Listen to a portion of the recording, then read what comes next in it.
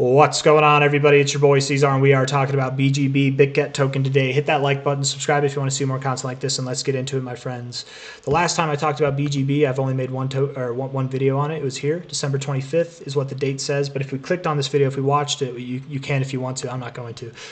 It actually was the very beginning of the 26th, and we were at basically the same price that we're at now. Again, if you don't believe me, you can watch that video, but I'm not going to pull that up here. It's not the point of this video. The point that I'm trying to make is the last time I talked about this, I said that we probably do go up a little bit more. It was near its high. It could have topped off and it's ready to go down already. It's possible, but I said it likely does go a little bit higher, and then we pull back. A coin like this, you know, coming into existence and just pumping like this out of nowhere, it's not necessarily out of nowhere, but just the immaculate run up that you've had in a very short amount of time, it makes sense that you would see some kind of a pullback. If we look at the BitGet, not BitGet wallet, not the BitGet wallet, I want to look at, where is it? It's this one here, BGB, right? If we look at this, we go to the market cap and we look at the maximum market cap that we've seen, look at where you're finding resistance. It's right at the $10 billion level. It's a very psychological level, that $10 billion level, right? On a price perspective, you only hit like 850, right? That's not as psychologically significant as $10 is, but 10 billion, I can tell you, that's a pretty psychological level. It makes sense that you find resistance here and you probably pull back. People are asking if I think it's a good time to buy here. My answer is no. Generally, with coins like this, with any kind of altcoin that sees a humongous rip like this, if you were looking to buy on any kind of dip, my minimum kind of target to buy, truthfully, I guess would be a 30% drop, but more likely be like 40 to 60%. It depends on the coin. A coin like this, probably 40 to 60%. You've already dropped 30%. I suppose here it's at a decent enough time to DCA if you really want to. Not financial advice, do what you want. But I would bet we pull back to this relative high here, and that's a 46% drop. That's a bit on par with what we see with coins like this drop. So a 46% drop, maybe we go all the way to the low point here. That's a 60% drop. Also at previous areas of resistance.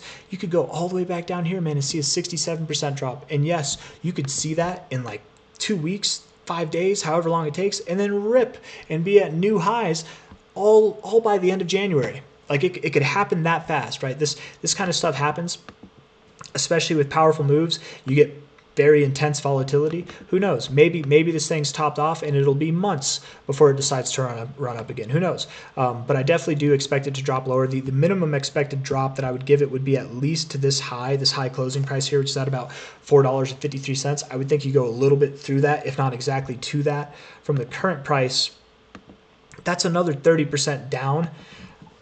I don't think it's at a good price to buy. I would wait personally, but I do think, to be completely fair, I am going to say I think that it does move up. We're seeing it move up a little bit. You're at 647 now.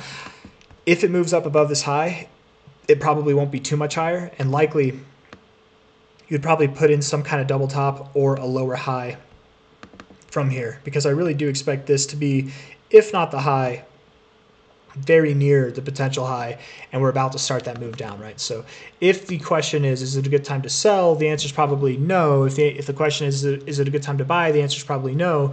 I would wait on both accounts. To sell, and none of it's financial advice, but to sell, I might wait like to the end of this day, or at least until, let's see, what price is that? At least until you're up another like 7.5% at about $7 there, right? Just below $7.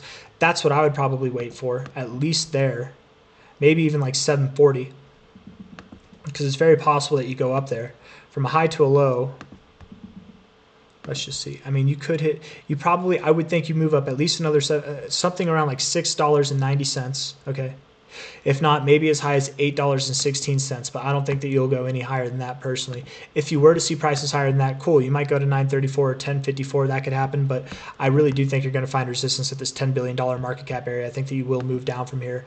It's those obscure kind of areas of resistance that most people don't think of that provide significant resistance, right? It's like the people who are in the know, or that pay attention to markets, who have experience in market dynamics. They're like, oh, this is a great time to hit the sell button, right? Nobody would suspect it on the price action, right? No, especially not people who are new to the markets or new to investing. You don't know to look for these kind of metrics, but the big boys and the big girls, they do.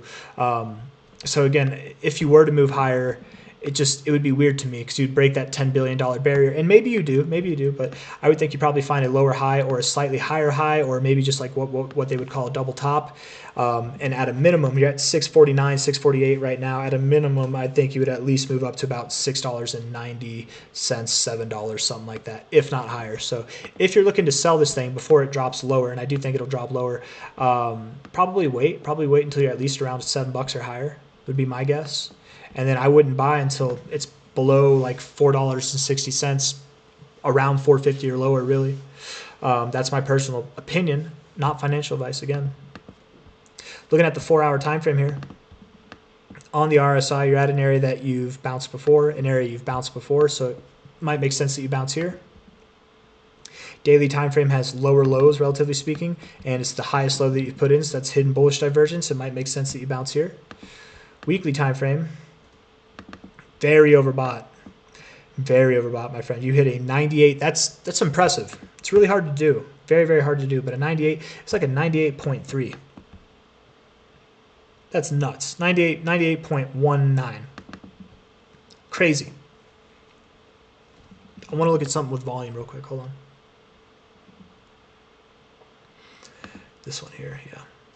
A lot of volume at the top, right? It wasn't like steady growth. It was for a second, but then that's a lot of volume at the top right there on a weekly basis. And you close the week there.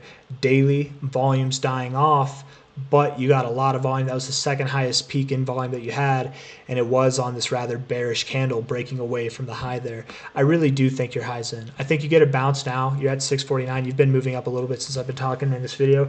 I think you do move up around $7, if not a little bit above there.